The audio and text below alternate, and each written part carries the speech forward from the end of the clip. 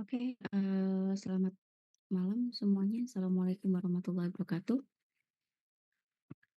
Gimana? Mmm, Gimana? sorry akhirnya malam-malam karena memang kuliahnya agak agak susah ketemu sama jadwal karena banyak bentrok sama rapat lah, akreditasi dan segala macamnya. Saya cuman ada 2 materi kemarin saya sudah sampaikan juga sama, ketua kelasnya bahwa saya akan menyampaikan 2 materi, terus kemudian kemarin saya juga sudah baru ngobrol sama Pak Fajrin bahwa minggu depan itu saya kalau nggak salah inget ya, mau diisi sama Bu Martiana. Jadi minggu depan mungkin ketua kelas kalau mau nanya bisa konfirmasi sama Bu Martiana. Oke, jadi materi yang mau saya sampaikan hari ini itu yang pertama adalah tentang siklus pendapatan dan siklus pengeluaran, terus kemudian nanti selanjutnya adalah materi tentang, apa, laporan dan buku besar, gitu. Jadi pendapatan dan pengeluaran dulu. Pendapatan itu kalau kita ngomong pendapatan ya pasti, bagaimana suatu perusahaan itu dia mengumpulkan cash-nya. Pendapatan itu kalau kita bilang mana yang paling penting, penting semua ya, tapi pendapatan itu seperti, hidupnya suatu perusahaan. Karena kalau perusahaan itu tidak punya pendapatan ya mereka juga tidak bisa punya punya keuangan yang baik untuk menjalankan usahanya. Terus kemudian kalau pendapatan tapi juga tidak bisa lepas dari pengeluaran juga, karena di setiap perusahaan pasti mempunyai biaya operasional, ada cost yang harus mereka tanggung, yang harus dibayarkan. Oke, nah kita mulai dari pendapatan dulu. Pendapatan sebenarnya, pendapatan itu adalah aktivitas aktivitas-aktivitas yang terjadi dalam suatu perusahaan. Bagaimana, mereka itu dimulainya kalau pendapatan itu dari bagaimana mereka menyiapkan barang atau jasa kepada customer sampai mereka bisa cash, mendapatkan, pemasukan. Namanya juga pendapatan ya. Bagaimana jadi mereka, loh, providing good and services itu kan pengeluaran, iya. Tapi di sini yang kita bahas kalau kita ngomong pendapatan itu adalah mulai dari bagaimana kita menyiapkan barangnya, menyiapkan produk yang akan kita jual. Kenapa seperti itu? Karena saat kita mempunyai suatu produk atau jasa, itu tidak dibutuhkan sama customer, itu kan juga tidak akan laku. Jadi intinya, adalah memikirkan apa sih yang mau kita jual supaya itu bisa diterima oleh pasar, supaya itu dibutuhkan oleh pasar. Sehingga nanti kalau tidak seperti itu, eee, ya kita mau jualan apa gitu. Jadi, ini di sini ada bilang revenue cycles primary objektifnya itu adalah menyediakan produk yang tepat di tempat yang tepat, dan pada waktu yang tepat. Otomatis dengan harga yang tepat. Jadi kalau kita ngomong siklus pendapatan, dimulai dari mana siklus pendapatan itu? Pastinya dimulai dari kita menentukan produk, barang, atau jasa apa yang akan kita jual. Siklusnya dimulai dari situ kalau kita ngomong pendapatan. Oke, kalau kita lihat, kunci utama dalam suatu pendapatan, dalam siklus revenue itu apa aja?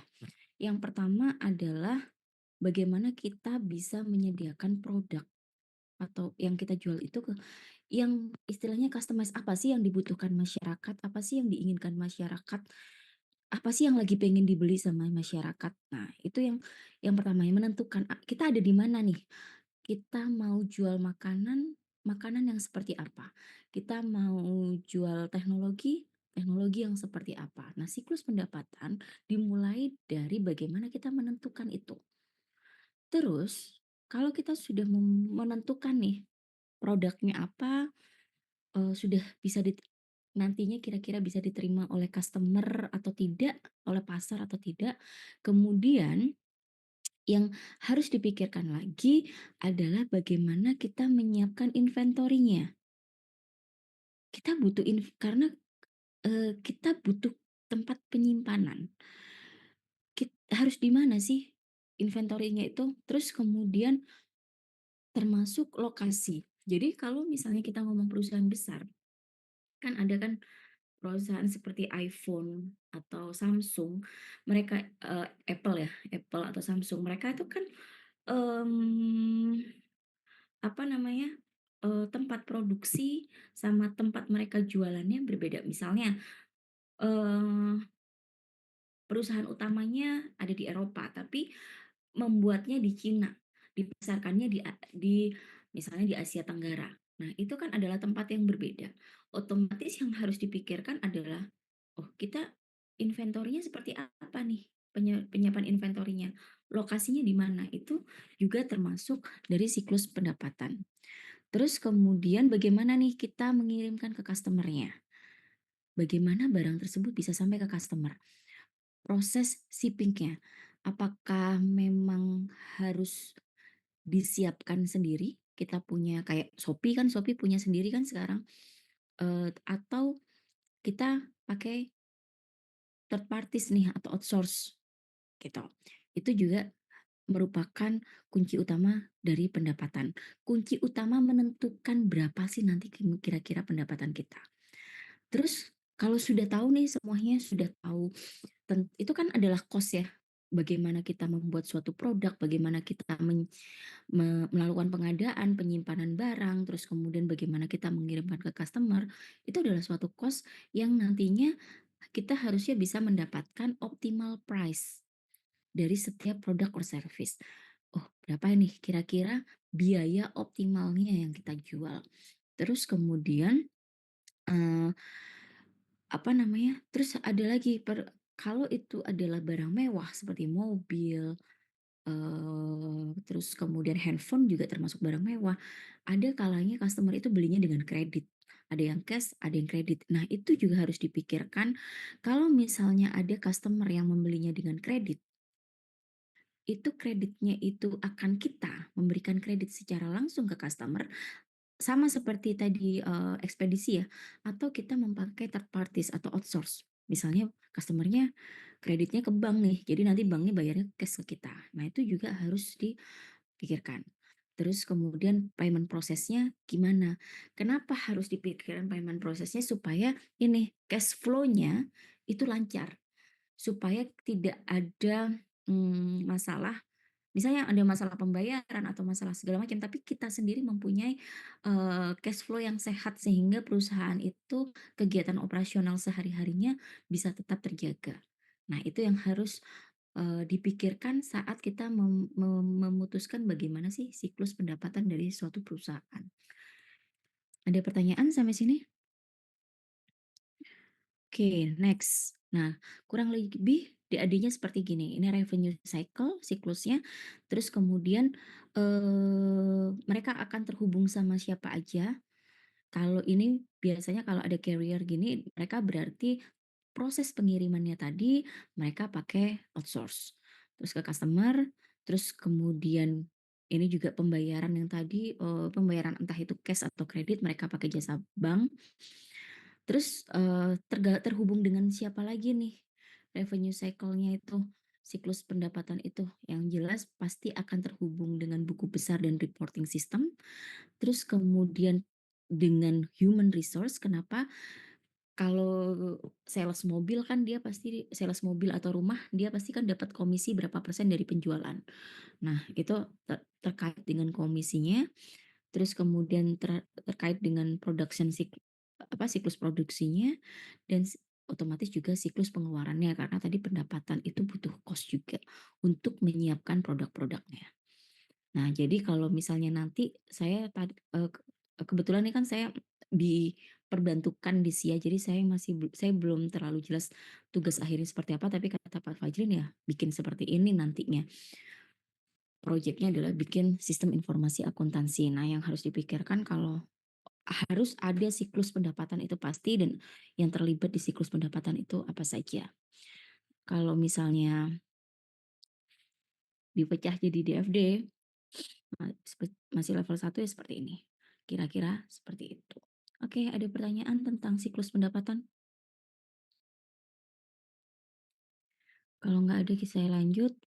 Nah, ini adalah, tantangannya bagaimana mengontrol revenue siklus pendapatan itu.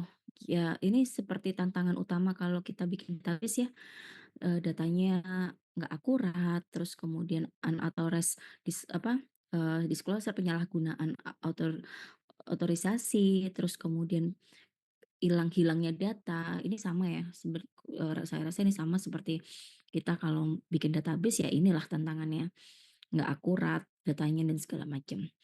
Oke, nanti saya taruh aja di mana namanya, MMP, biar bisa dibaca sendiri. Nah, terus kemudian kita ke pengeluaran, siklus pengeluaran. Siklus pengeluaran itu adalah aktivitas yang terkait dengan bagaimana perusahaan itu, eee, melakukan pembayaran. Kan kalau perusahaan itu kan misalnya kayak di UNED aja, ada siklus pengeluaran seperti gaji dosen, gaji karyawan, biaya operasional seperti listrik, internet, dan segala macam yang tentang internet. Nah, itu adalah masuk ke siklus pengeluaran.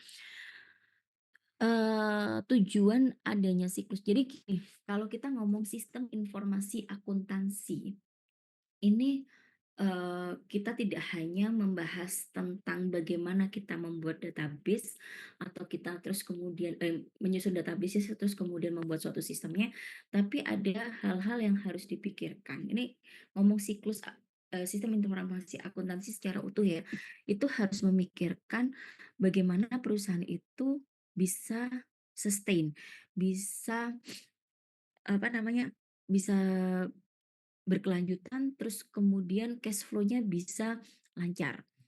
Nah, jadi waktu kita membahas tentang siklus pengeluaran pun yang harus dipikirkan adalah bagaimana kita bisa meminimalisir biaya. Bagaimana sih meminimalisir biaya itu? Misalnya, ada kalanya perusahaan itu butuh untuk berhutang ke bank katakan. Nah, di siklus, pengeluaran itu kan kalau kita meminjam uang ke bank, otomatis kan ada pembayaran setiap bulannya cicilan. Nah, itu yang harus dipikirkan di expenditure cycle itu adalah bank yang mana nih, sejumlah berapa nih, terus kemudian bunganya itu seberapa besar, kira-kira kita mampu atau enggak setiap bulannya, bisa menekan biaya enggak, cost-nya oke enggak, dan segala macam. Itu juga masuk ke dalam siklus pengeluaran. Jadi bagaimana bisa menetapkan menetapkan posisi-posisi atau hal-hal yang kira-kira kita bisa meminimalisir pengeluaran biaya yang dibutuhkan oleh suatu perusahaan. Itu dari jadi apa aja kunci utama dalam suatu eee, siklus pengeluaran? Yang pertama, optimal level inventory and supplies to carry. Jadi waktu kita ingin melakukan stok barang ke gudang, mungkin di sini ada sebagian yang sudah pernah, mmm, apa namanya, mempelajari tentang supply chain management. Nah, inventory itu itu kan membutuhkan biaya. Saat kita menyimpan barang di suatu gudang, itu membutuhkan biaya, apalagi kalau kita ngomong agroindustri. Barangnya yang mudah busuk, gampang gampang busuk, expirednya masanya itu pendek dan segala macam. Nah, kalau yang agroindustri apalagi yang di bidang makanan, itu kan penyimpanan misalnya butuh freezer. Freezer itu kan mengeluarkan biaya. Nah, kita harus tahu nih optimal penyimpanan supaya biaya itu benar-benar bisa ditekan itu seperti apa. Berapa banyak sih yang kita simpan, harus berapa banyak sih yang kita stok dan segala macamnya. Terus kemudian yang dipikirkan lagi supplier.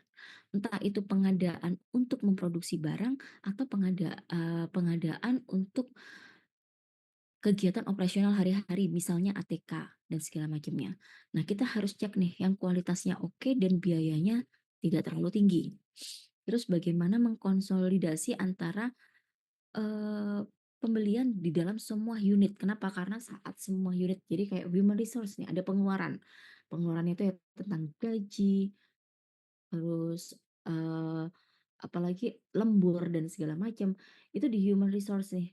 Nah, otomatis waktu human resource memberikan laporan seperti gaji atau, mmm, biaya lembur, itu kan akan diserahkan ke siklus pengeluaran, karena mereka yang akan mengeluarkan uang. Jadi bagaimana suatu organisasi itu mengkonsolidasikan semua unit nih untuk mengetahui pengeluaran dari suatu perusahaan dan bagaimana yang optimalnya.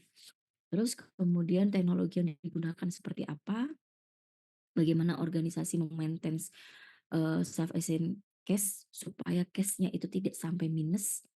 Terus kemudian bagaimana penawaran supplier, mana yang paling menguntungkan, sama bagaimana nih pembayarannya. Seperti yang tadi saya bilang, misalnya kita punya hutang nih di bank. Nah, pembayarannya bagaimana nih? Setiap bulan atau setiap semester atau bagaimana? Bunganya berapa banyak? Dan kita harus mempertimbangkan kira-kira kemampuan perusahaan dalam membayar hutang itu seperti apa. Nah, itu di dalam siklus pengeluaran. Kalau kita lihat kurang lebih seperti ini DAD-nya. Terus kemudian oke, terus kalau dipecah seperti ini nanti bisa dilihat sendiri.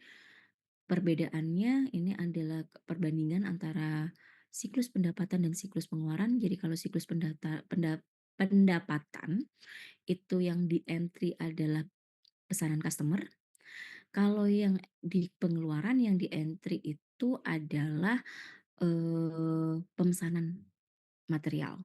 Pemesanan material, supplies dan segala macam. Terus kemudian yang di entry lainnya adalah proses pengiriman, bagaimana barang tersebut bisa sampai ke customer. Kalau di expenditure itu, di pengeluaran, itu adalah proses bagaimana kita bisa menerima barang. Jadi beda nih, kalau shipping proses itu, oke memang kalau misalnya kita pakai third party ya, katakan ada biaya ongkos kirim, selisih ongkos kirim, katakan 40.000 misalnya. Tapi biaya itu kan biasanya sudah dibebankan ke customer yang memesan barang. Nah, otomatis di situ, eee, di yang di-input itu adalah biaya itu, biaya bagaimana customer itu bisa membayarkan proses, pengirimannya. Tapi kalau expenditure cycle, itu yang dibayarkan adalah waktu kita ingin memesan suatu barang, harga yang kita beli itu sudah include sama ongkos kirimnya atau belum. Kalau belum, ongkos kirimnya berapa banyak. Nah, itu bedanya. Terus kemudian ini, revenue siklus pendapatan itu yang dikirimkan, yang salah satu outputnya adalah tagihan untuk customer, sedangkan kalau di siklus pengeluaran itu adalah kita menerima tagihan, beda ya, tagihan untuk customer membayar dan kita menerima tagihan untuk membayar hutang. Ini terus kalau di revenue pasti cash collection, kalau di pengeluaran pasti pembayaran. Oke, ada pertanyaan sampai sini? Enggak, kalau enggak, ini bisa dibaca nanti ya, sama seperti, tantangan-tantangannya dan bagaimana mengontrol, database-nya, kurang lebih seperti ini. Jadi, bisa dibaca sendiri sama seperti umumnya kalau nyusun database. Oke, itu tadi untuk siklus pendapatan dan pengeluaran. Materi selanjutnya adalah tentang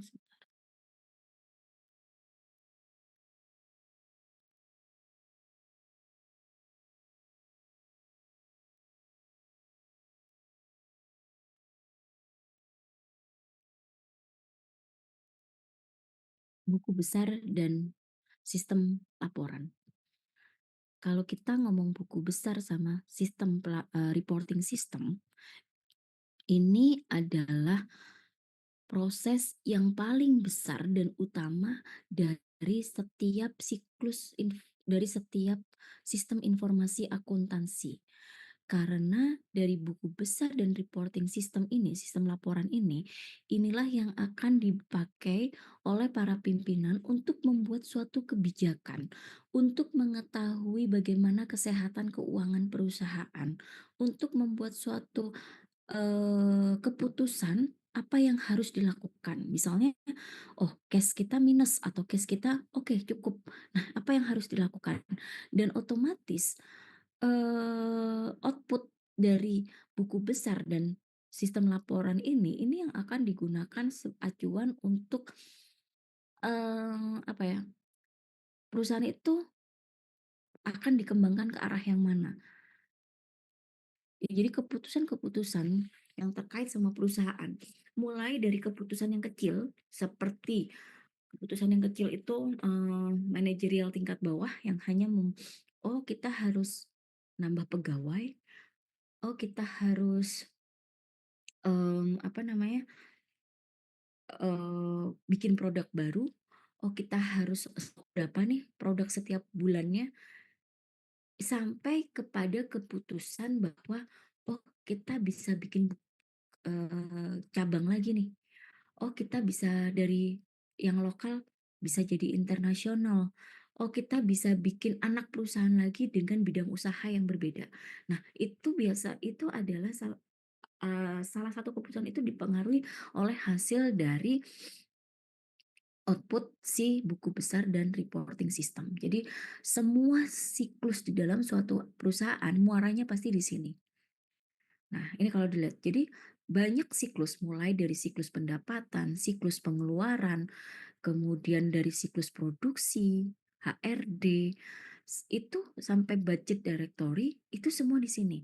Kalau kalian lihat, panahnya semua ke buku besar dan reporting system. Nah, terus kok ada yang panahnya keluar? Panahnya yang keluar ini adalah hasilnya mereka, laporan-laporan yang mereka hasilkan.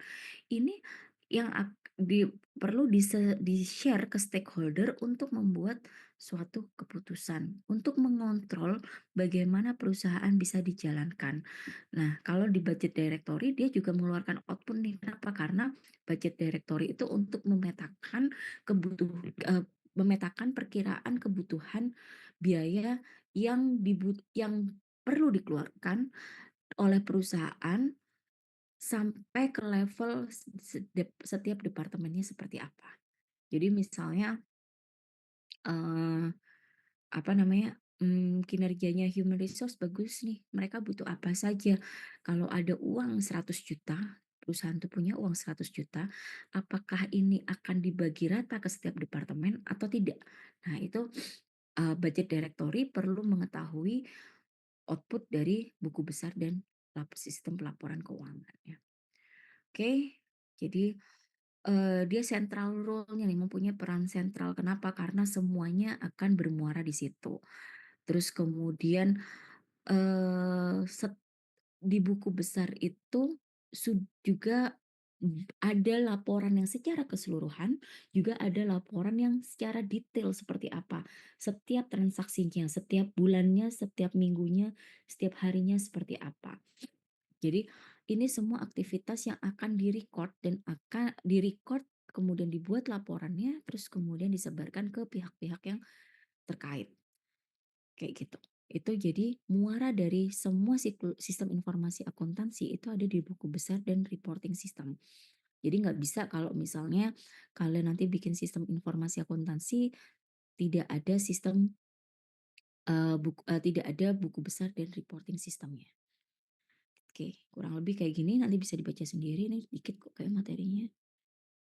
Terus kemudian sama, tantangan dan kontrolnya seperti apa, seperti datanya nggak valid, ada kehilangan data, ada manipulasi data, ada kebocoran data, terus habis itu ada inaccurate adjusting entry.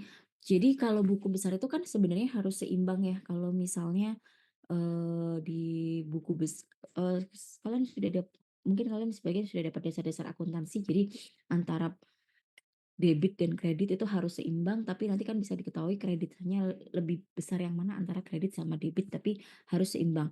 Kalau sampai debit sama kreditnya itu tidak seimbang, berarti ada salah di sistem pembukuannya. Ada yang salah di situ, entah datanya ada yang hilang atau ada yang lupa entry, itu pasti.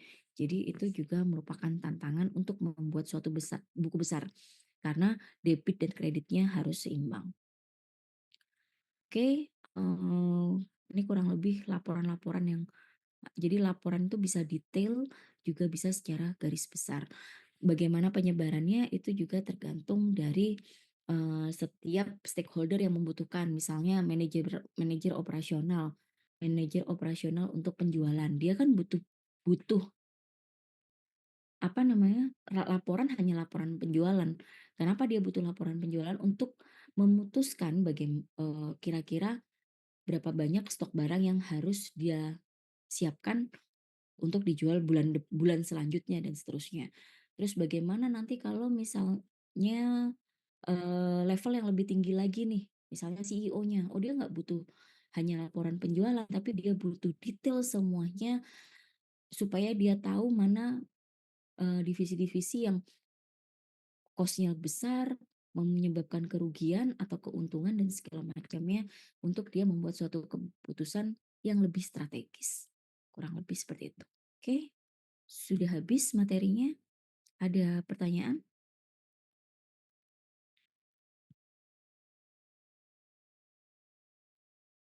Oke, kalau nggak ada pertanyaan, mungkin itu saja dari saya. Jadi nanti kalau minggu depan ketua kelasnya bisa menghubungi Pak Fajrun atau Bu Martiana ya. Itu aja. Saya kurang tahu kemarin Pak Fajrin bilangnya bisa jadi kuis, tapi dia mau koordinasi sama Bu Martiana apa ngabisin materi dulu setelah itu kuis dan proyek akhir atau bagaimana masih belum tahu.